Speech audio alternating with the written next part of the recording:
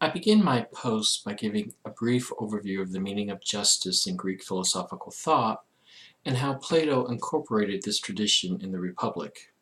I then discuss what Cephalus, Polemarchus, and Thrasymachus thought justice to mean and Socrates' response to each one's definition respectively. I then briefly discuss Book 2, in which Glaucon and Adeimantus chew on Thrasymachus' point of view. Finally, I pull everything together by sharing my own thoughts about what the Republic and Greek philosophy contribute to our own Catholic faith. Whenever I engage a philosophical text, I always find it helpful to begin by identifying what the philosopher's concerns are in the text at hand. In the Republic, in general, and books 1 and 2 specifically, Plato presents us with two central questions. What is justice, and how are justice and happiness related? These two questions let me know that Plato's questions incorporate both moral and political concerns. He sets the moral problem against a political and metaphysical background, which he will later develop in the remaining books of the Republic. From the Apology and Euthyphro to the Republic, Plato shifted his notion of virtue. In Apology and Euthyphro, for example, Socrates focuses more on individual morality. For the Republic, Plato sees morality in a larger context and focuses his discussion on the virtue of justice. For the Greeks, justice had both a narrow and broad meaning. In the narrow sense, I think justice for the individual means the correct relationship of the three parts of the soul, namely reason, appetite, and risibility, or we might say a sense of humor. Reason in conjunction with risibility controls the appetites. But Plato thinks that very few people can ever attain this level. Yet in the ideal state, the few who do reach this level can control the other members of the society and rightly direct their appetites with reason. Thus, the whole community becomes virtuous in a sense. In the broader perspective, justice was practically equivalent to the whole of virtue. We might think of this today as righteousness. Does this mean then that justice is only attainable in community according to Plato? I carry this question throughout. This is another question I think about as I read the Republic.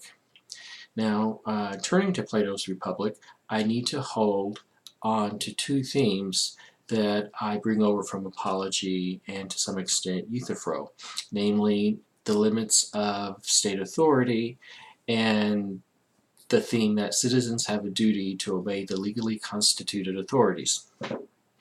However, what's ironic is that in the Republic, Plato banishes politics by a kind of philosophical fiat, by saying that only philosophers can rule, since only they possess the wisdom to assent to what reason requires.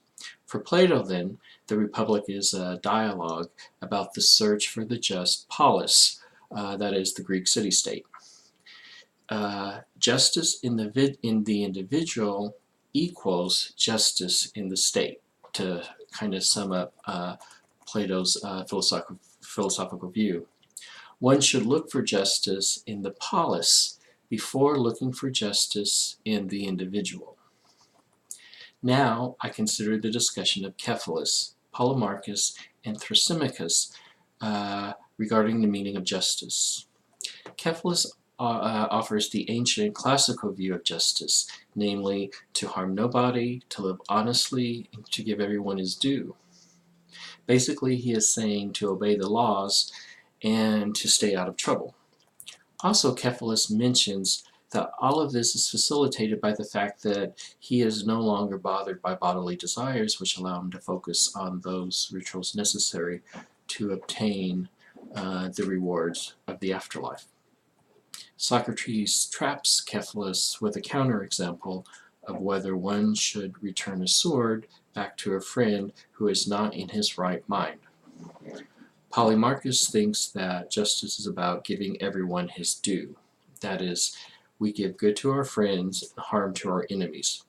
Socrates contravenes this notion of justice by pointing out to Polemarchus that this kind of justice is only good in guarding things, not using them.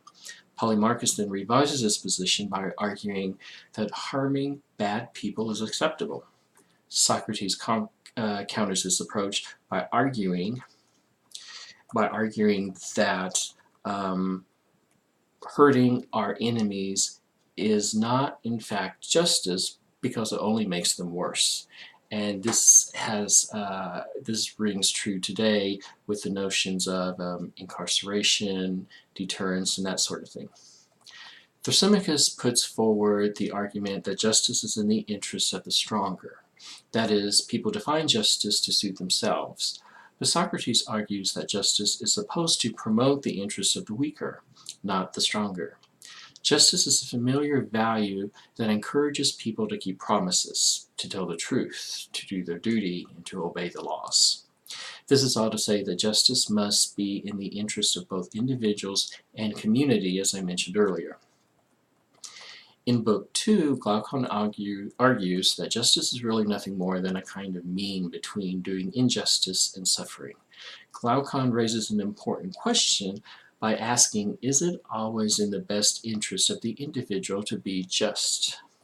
The implication here is that humans are selfish and prefer their own welfare to that of others. Here, the Ring of Gyges serves to prove his point.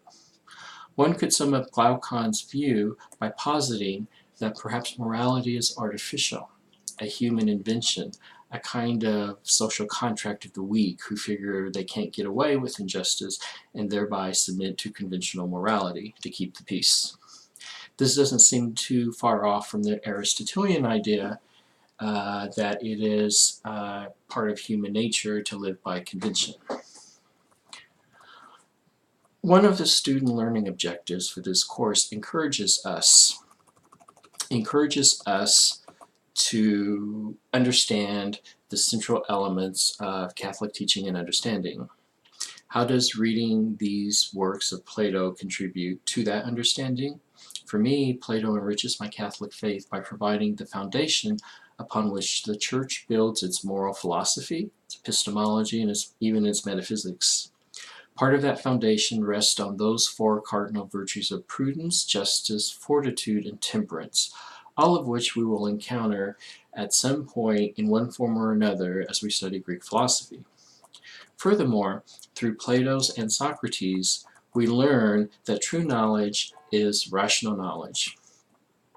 Augustine, Bonaventure, and Aquinas will build on this and develop this Platonic notion more fully with divine illumination, theory of intellection, and divine revelation, for example. We must remember that the Greek philosophical tradition plays an important role in our own Catholic tradition. I believe that a solid grounding in Greek philosophy will allow us a deeper insight, a more critical reflection, and even a more faithful interpretation of those religious texts of our own Catholic faith. One important Platonic premise I want to close with is that the souls of citizens mirror the character of the state. If this is true, how do our own souls mirror the city of God?